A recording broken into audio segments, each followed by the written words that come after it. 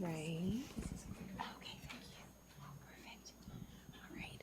Thank you for that great talk, Cassie. It made me miss my planks for sure. So yes, they did ask the appreciably pregnant woman to talk about sleep and cancer care. So I'm very excited to be here and just thrilled that we've had such a great turnout.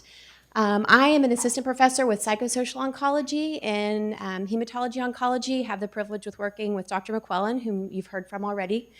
And I'm going to talk today about sleep and cancer care. It's something I'm very interested in personally and professionally. And I'm not the only one. We've known that cultures within and across time have had a very strong interest in sleep. It's often had mystical interpretations, both the precipitating causes of sleep and also the meanings of sleeping and dreaming. We know the ancient Greeks gave us Nyx, the goddess of night, who burrowed in the underworld by day and emerged at dusk to unfold across the night sky, followed by her son Hypnos, right, who would allegedly induce sleeping and dreaming. So I bring these pictures to you to really illustrate the point that cultures across time have had a strong invested interest in sleep. And we continue to have that interest for a lot of reasons around here. Why is sleep a problem for us, especially with this patient population? We know it's a universal experience. We all seek sleep, ideally every day, every evening. But it can be fleeting, oftentimes when we need it most. Sleep quality remains understudied in cancer patients, likely because it's oftentimes conceptualized as a normal reaction to diagnostic experiences and treatment. And so oftentimes, even though lots of us across disciplines are very interested in sleep and cancer care, sometimes it's simply not on our radar. We don't talk about it, we don't inquire about it, and patients don't think to bring it up, even though it's something that habitually they're encountering problems with.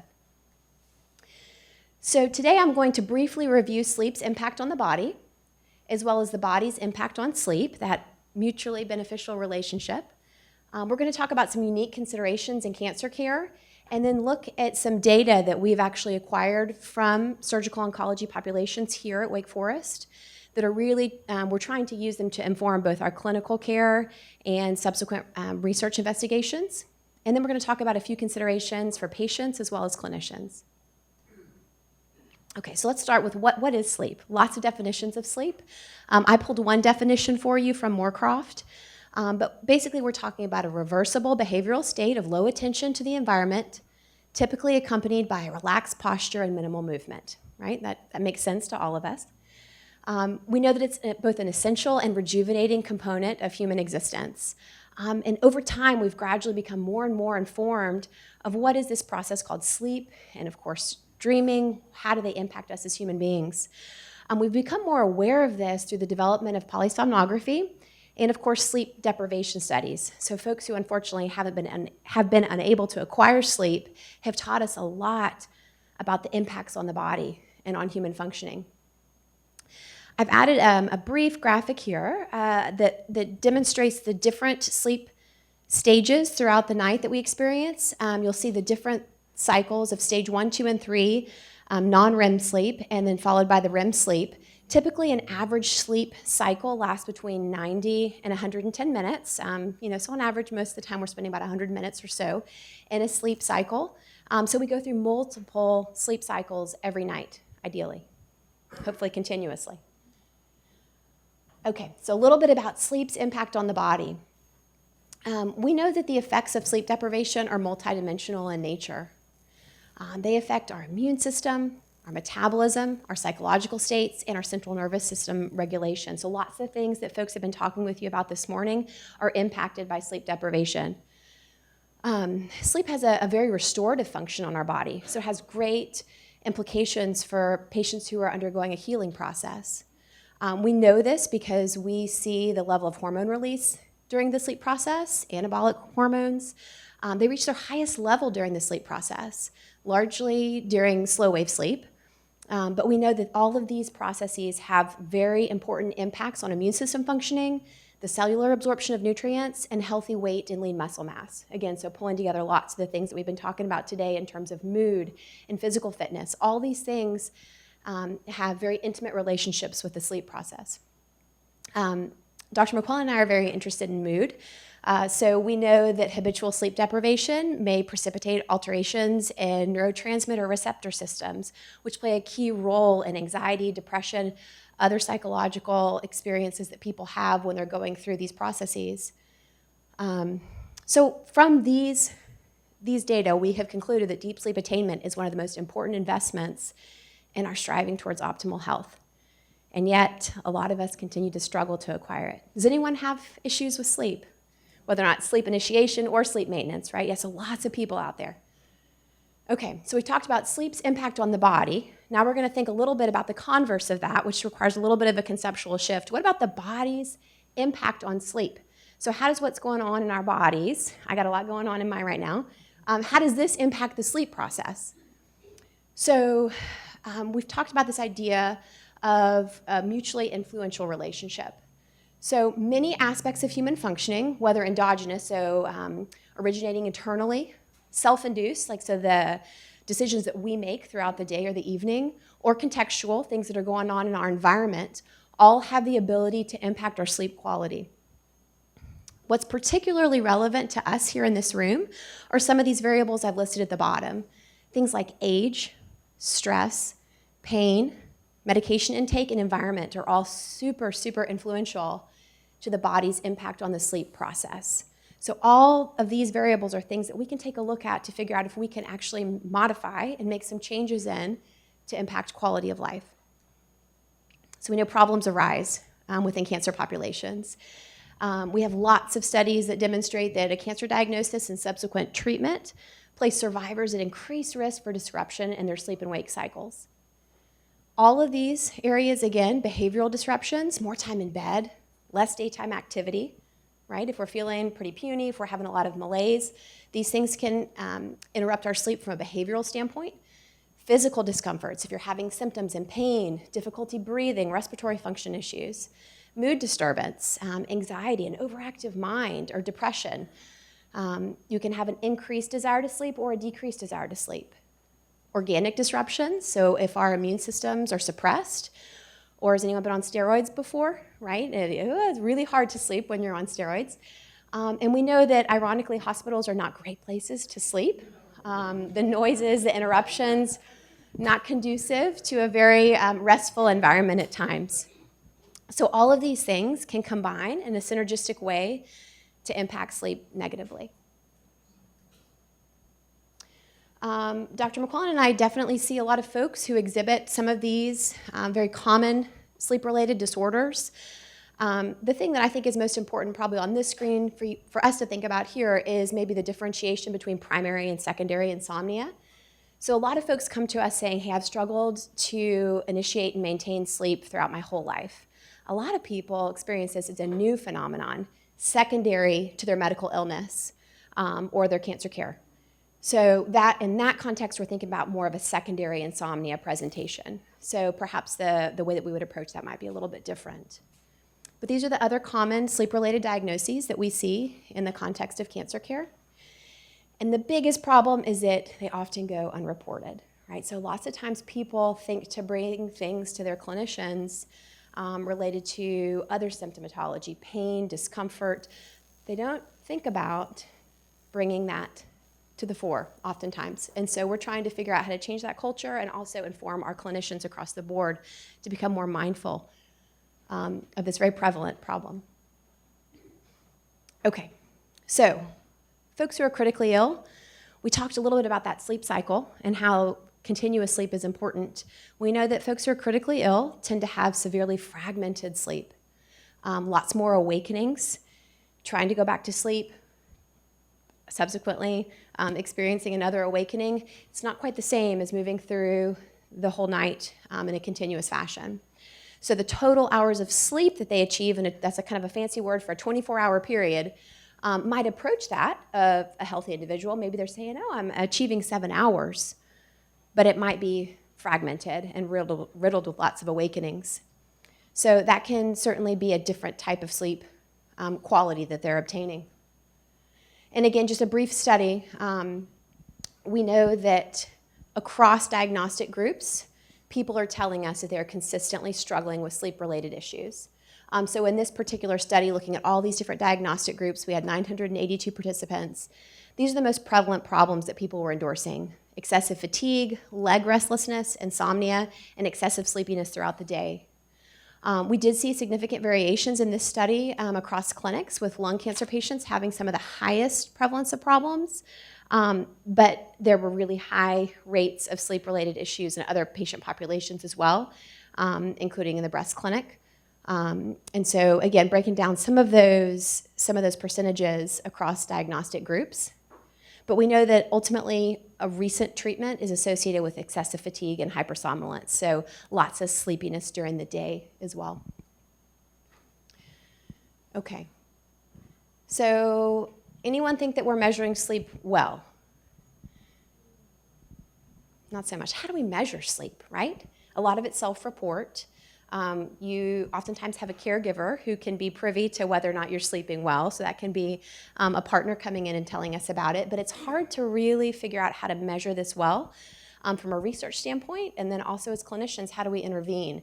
So we've really struggled with this, but we do know that we need to think about it from a multidimensional perspective. We need to think about both the quantitative aspects of sleep, duration, latency, number of arousals, as well as the subjective aspects, right? Like the purely experiential aspects of how are you feeling throughout the day? Do you feel like you have sufficient energy? So all of these things are combined to inform us as to how to go about studying sleep in patient populations. One tool that we use here is the Pittsburgh Sleep Quality Index. Perhaps some of you have participated in a study that we had for long-term survivors of CS plus HIPEC. We actually mailed this out to ask many of you about how you were sleeping, to inform us about short-term and long-term impacts of surgical care on sleep quality. So we liked this one compared to others because it did attempt to measure all these different dimensions of sleep quality. Okay, so I'm going to briefly review some of the data that we have from a surgical oncology patient population here. Dr. McClellan and I conducted a study looking at the relationship between quality of life and sleep quality. Prior to that, he had found that one of the top 3 psychosocial concerns of participants was poor sleep.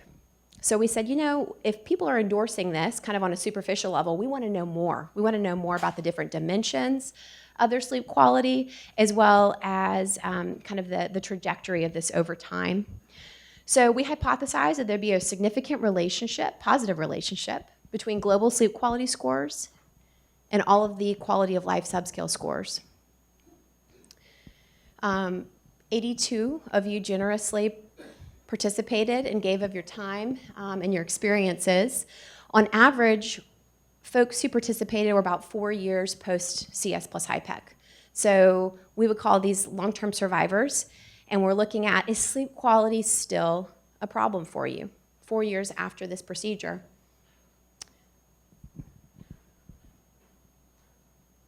Okay, what we found on the PSQI, the Pittsburgh Sleep Quality Index, was that sleep quality has positive correlations with every single quality of life subscale. Most importantly, related to vitality, which makes a lot of sense to us. But a third of our long-term survivors, and let me remind you that most people were at least months since, 48.9, roughly 4 years post CS plus HIPEC.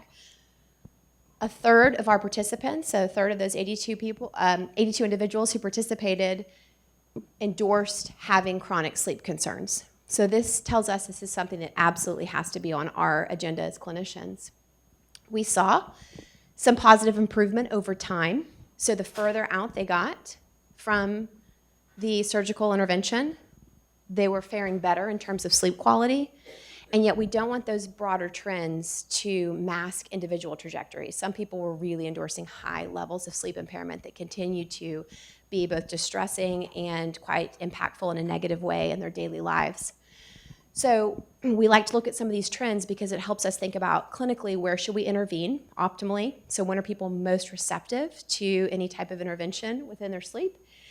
And also what percentages of our patient populations are most in need. So who should we target? It also reinforces this notion that it has to be on our agenda as clinicians. Okay. Of course, the other piece here too is that these are folks who are long-term survivors. So folks who didn't live at least 4 years post surgical intervention were not captured in this study. So it makes us question too, how are they doing in terms of sleep quality? So what do we do? Like, this is the really important piece for us as clinicians. We want to know what to do about this. The first thing is we want to talk about it. We want to educate people to put it on their radars, to bring it to us, regardless of the discipline, from mental health, surgical oncology, whatever it is. We want to know how you're sleeping, because as we've talked about, it has multidimensional impacts on your daily functioning. We're trying to figure out how to integrate comprehensive assessments into follow-up visits as well as survivorship clinic visits. And so we welcome any ideas about that as well, about how we can ask more thoughtful questions about this, and also what we can do to address it from a clinical standpoint. We've already had lots of good plugs for the benefits of therapy here. Again, I'm biased, but I think all of these things are quite important in terms of thinking about sleep hygiene, cognitive and behavioral approaches, thinking about and being more mindful of our healing environments, including reducing artificial light at night in a very busy and hectic, chaotic world at times. Dr. McQuillan talked a lot about acute stress reactions and the role of recurrent dreams. And so paying attention as individuals to what's going on within our own sleep processes and what we continue to revisit at night is really important. And there are lots of great kind of empirically validated books out there right now that are written for general audiences that are quite accessible. They can offer some really great tips. I've listed 2 right here. If you are struggling with sleep, I really recommend those 2. They're a great entry into just making even small, subtle changes in the way we think about approaching our sleep. We have lots and lots of clinical trials that address this. One that is available at our institution here, I've put that up on the screen there if anyone's interested, by Dr. Tegler, called HIREM. It is a high-resolution, resonance-based, this is a mouthful, guys, electroencephalic mirroring approach. So basically, we're looking at autonomic stress response patterns and rewiring without conscious activity. It's a multi-session process that he has tried to educate me on. It's still a bit above my head, but apparently he's having really good results in terms of improving sleep and also reducing stress responses like Dr. McQuillan was talking about. So kind of the best of both worlds for folks who have the time and ability to engage in kind of multi-step clinical trials. We have some good options there. Many of us don't have that kind of time right now. And so we are going to think about some of these basic tips real quickly. These are things that across the board are pretty basic, but I think a lot of us can engage. I recommend all of these to my patients for sure. A couple things here that we have talked about already today, especially from our physical fitness expert and also from our mental health expert as well. But I hope you guys are starting to see some congruency and some themes here and some of the recommendations that we do have.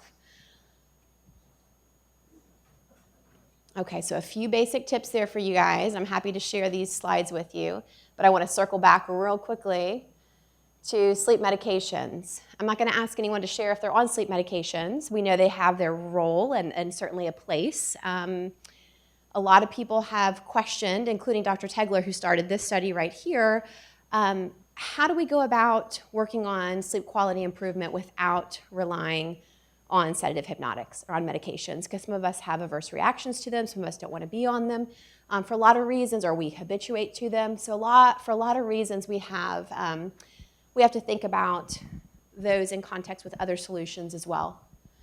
So we just want to make sure that we don't have the mindset that sleep is synonymous with unconsciousness, right? So we've talked about how we cycle in an intricate fashion throughout different sleep cycles throughout the night.